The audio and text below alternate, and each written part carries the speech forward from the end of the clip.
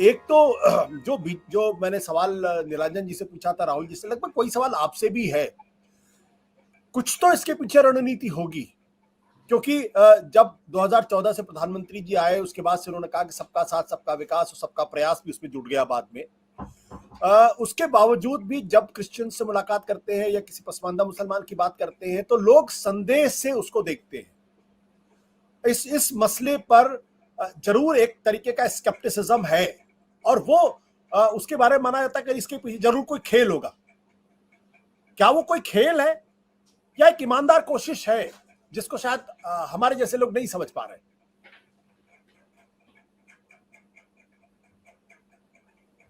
Unmute करना पड़ेगा आपको विजय जी। जैसा राहुल जी ने और निरंजन जी ने भी बहुत स्पष्ट किया, मैं समझता हूँ दो चीजें इसमें। खेल का तो मुझे नहीं पता, लेकिन एक कोशिश जरूर है। उस कोशिश की वजह एक ब्रांडिंग और इमेज मेकिंग जरूरी है। जैसे निरंजन जी ने भी जिक्र किया कि G20 हो रहा है, और मैं समझता हूँ क्रिश्चियंस और मुस्लिम्स के साथ जो नजदीकी बढ़ी है, उसमें एक इंटरनेशनल इमेज का बड़ा हिस्सा है कि लगता है प्रधानमंत्री जी को या सरकार को कि इंटरनेशनल लेवल पर ये इमेज जानी चाहिए कि वो जो सरकार है वो एंटी मुस्लिम्स या एंटी क्रिश्चियन नहीं है। पहली बात तो ये है। तो उसके लिए भी लगातार ये मैसेजिंग हो रही है और बार बार ये बयान स्टेटमेंट दिया जा रहा है कि भाई मुसलमानों के साथ काम करना। लेकिन ऐसा नहीं है कि केवल बयान हो रहे हो, कोशिश भी हो रही है। आपने खुद ने जिक्र किया उत्तर प्रदेश के एमएलसीज का कि 4 एमएलसीज लिए गए।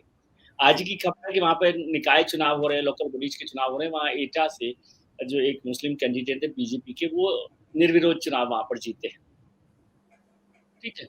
और अभी नागालैंड के चुनाव में काफी क्रिश्चियंस को उन्होंने टिकट दिए हैं।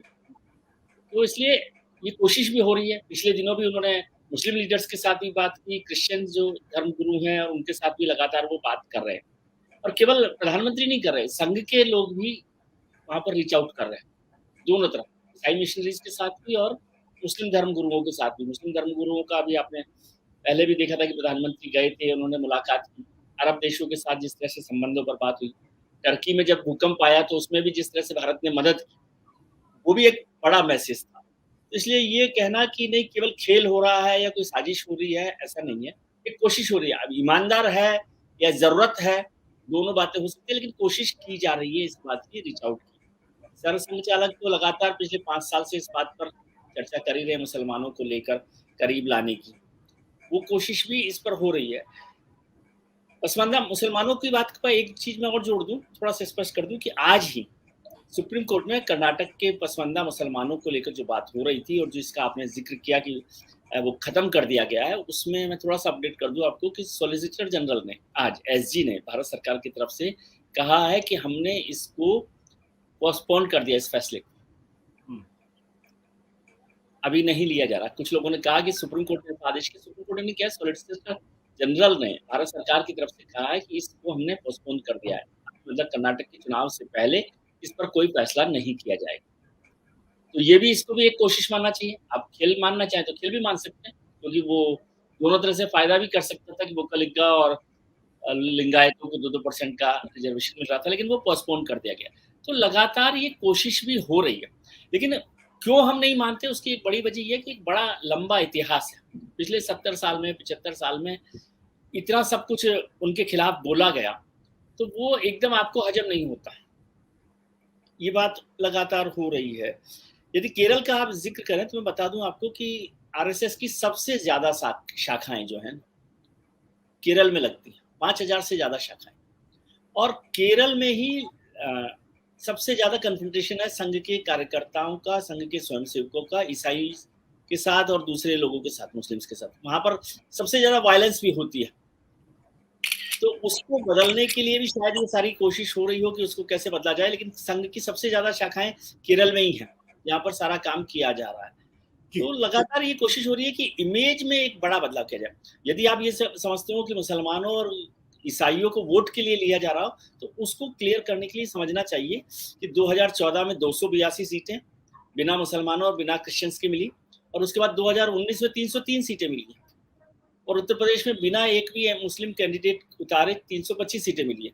तो इसका मतलब साफ है कि भारतीय जनता पार्टी को मोटे तौर पर वोट के लिए मुसलमान या क्रिश्चियंस की जरूरत नहीं है। लेकिन एक सरकार के लिए, एक इमेज मेकिंग के लिए कि सबको साथ लेकर चलना है या सबके साथ दिखाई देना है, मेरे ख्याल से वो कोशिश ज्यादा महत्वपूर्ण है, या वो जो उनका टारगेट है वो ज्यादा महत्वपूर्ण है जिस पर काम कर रही है सरकार। बट विजय जी, मैं राहुल जी के पास एक सवाल और आपसे ये है कि भाई ऐसी सरकार की क्या मजबूरी, क्यों मेकओवर करना चाहती? अगर यही नरेंद्र मोदी थे जब गुजरात रॉयट्स हुआ, उसके बाद कई देशों ने उनको वीजा देने से मना कर दिया, उनके यहाँ नहीं गए।